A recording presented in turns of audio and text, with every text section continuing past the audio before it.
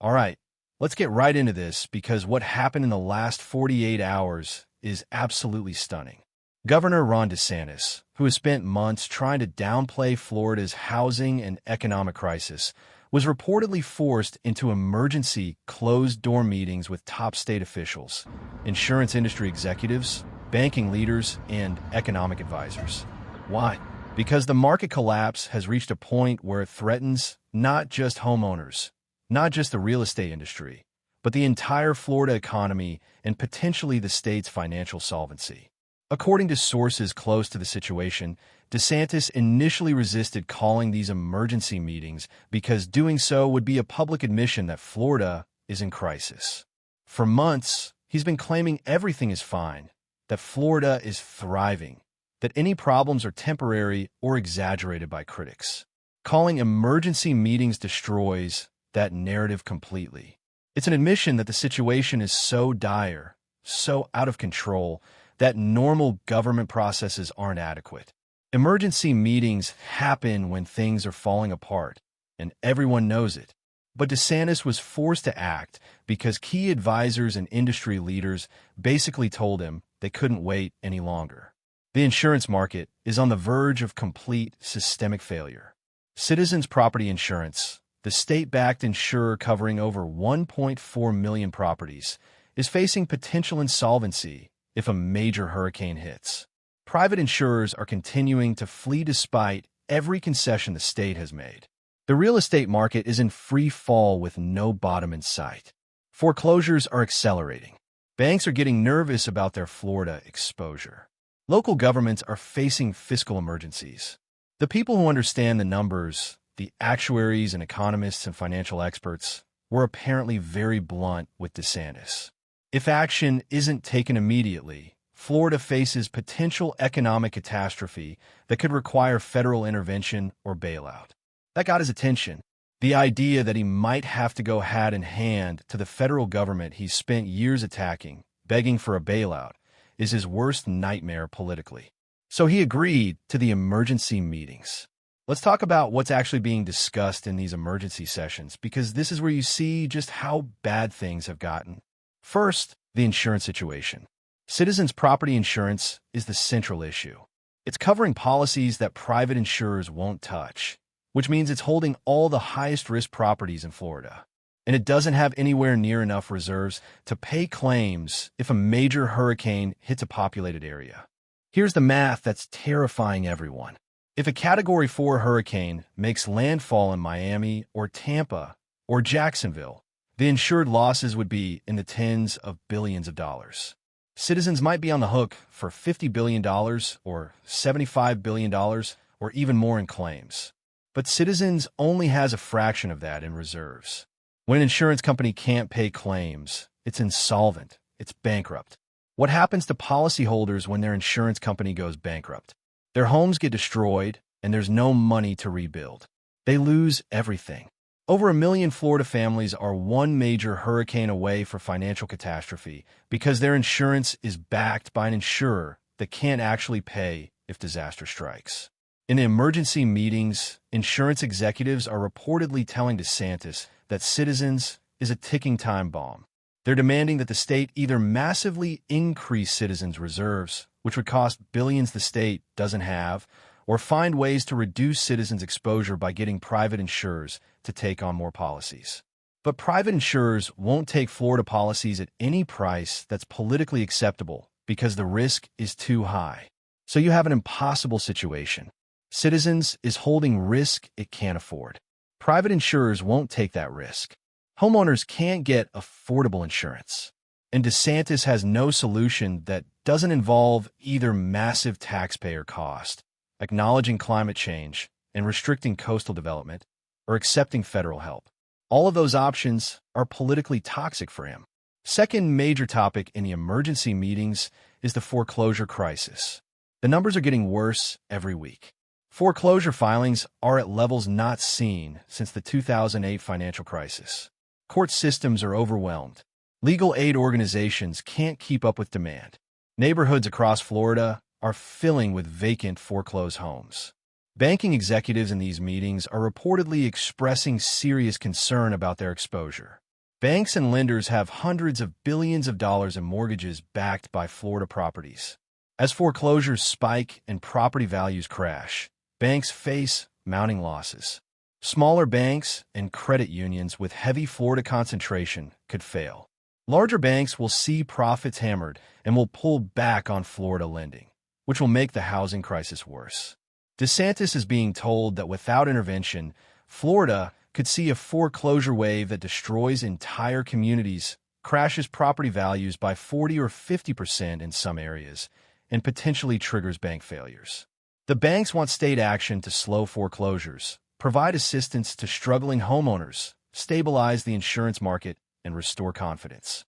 But most of that requires spending money the state doesn't have or policy changes DeSantis is ideologically opposed to. Third topic is the broader real estate market collapse. Sales have cratered. Prices are falling. Construction has stopped. Investment has fled. The real estate industry employs hundreds of thousands of Floridians directly and supports hundreds of thousands more jobs indirectly. As real estate collapses, massive job losses are coming. Real estate industry leaders in these meetings are reportedly telling DeSantis that the market is in a death spiral. Falling prices drive buyers away because they expect prices to fall further. Lack of buyers forces sellers to cut prices more. More price cuts drive buyers away. It's a self-reinforcing collapse that's incredibly difficult to stop once it starts. They're asking for state intervention to support the market. Maybe loan programs for first-time buyers. Maybe subsidies for insurance costs. Maybe marketing campaigns to attract investors back to Florida. Maybe restrictions on foreclosures to slow inventory buildup.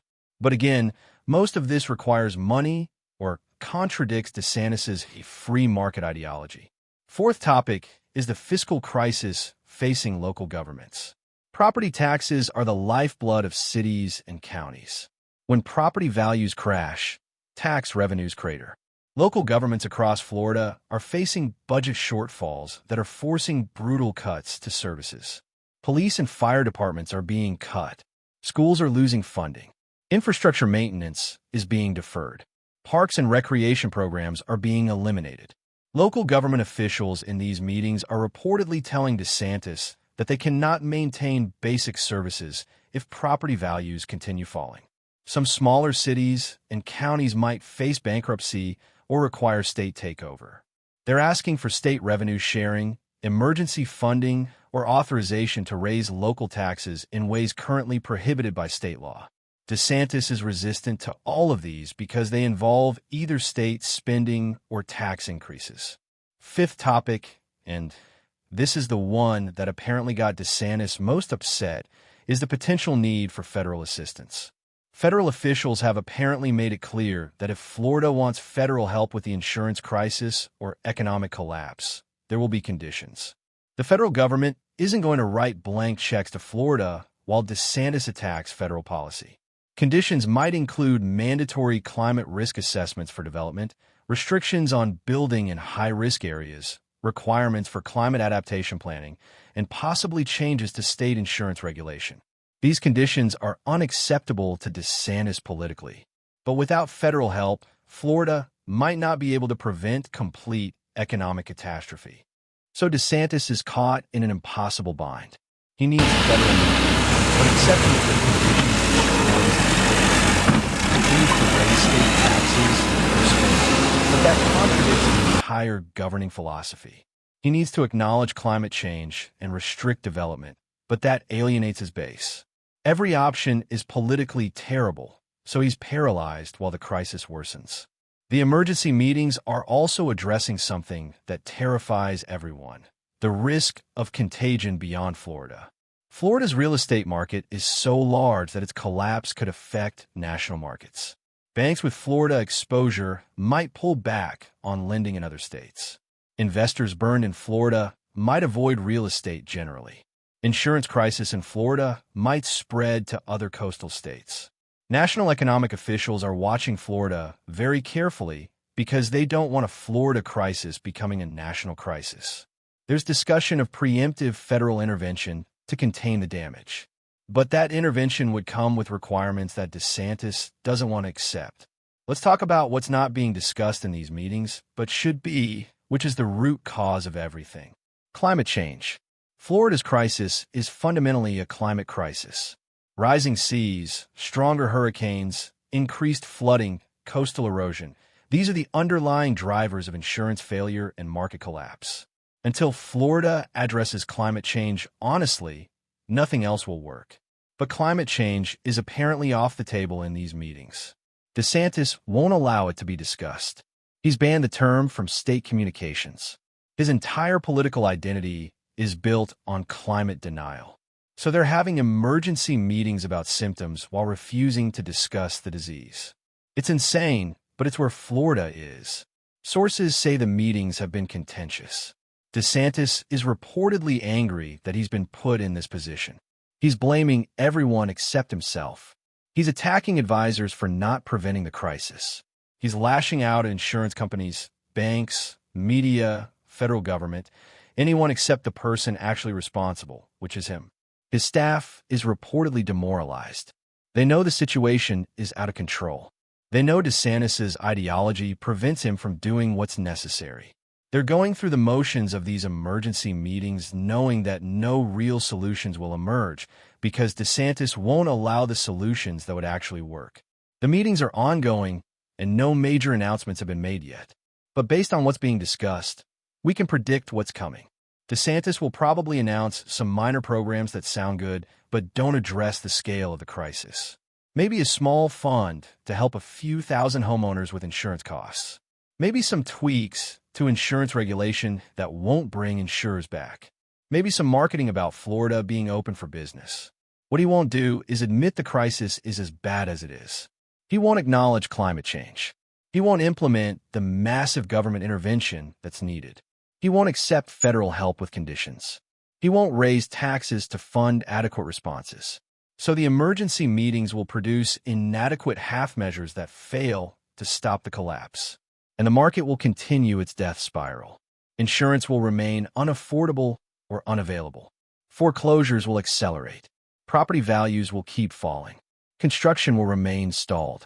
Investment will stay away. Jobs will be lost. Local governments will cut services. The crisis will worsen. At some point, probably within the next year, Florida will face a moment of truth where federal intervention becomes unavoidable. Either a major hurricane will bankrupt citizens and require federal bailout, or the foreclosure wave will become so severe it threatens financial stability, or local governments will start failing. When that happens, DeSantis will have to accept help on terms he doesn't like, or Florida will experience economic catastrophe. The fact that emergency meetings were necessary proves how out of control the situation has become. Governors don't call emergency meetings for manageable problems.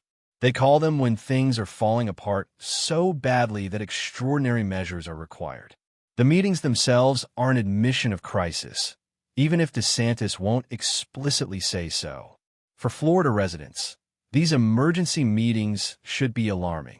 They confirm that the crisis is as bad as you feared, maybe worse. They show that even state government, with all its resources and expertise, doesn't have easy answers. They suggest that the people in charge are panicking behind closed doors, even as they project confidence publicly. If you're a homeowner in Florida, understand that help probably isn't coming, at least not soon and not at the scale needed. You're on your own to navigate this crisis. Make decisions based on your situation, not on hope that government will fix things. If you need to sell, sell now before things get worse. If you're struggling with payments, seek help immediately. If you're thinking about buying, understand you're buying into a crisis. For the rest of America watching Florida, understand this is a preview of what climate change does to real estate markets and state economies. What's happening in Florida will eventually happen in other vulnerable areas if we don't address climate change proactively. Florida is the canary in the coal mine, and the canary is dying. DeSantis being forced into emergency meetings is the clearest possible sign that he's lost control, that the crisis has overwhelmed his ability to manage it, that his ideology and politics prevent him from doing what's necessary. These meetings won't save Florida. They're too little, too late, and constrained by a governor who refuses to face reality. The collapse will continue, and DeSantis will go down in history as the governor who watched Florida implode while refusing to acknowledge why. Thanks for watching. If this video exposed what's really happening behind closed doors in Tallahassee, share it immediately. People need to understand how dire this situation has become. Drop a comment about what you think comes out of these emergency meetings. And hit that subscribe button, because we're going to keep covering every development in this crisis and demanding real answers from politicians who failed us. See you in the next one. Retry.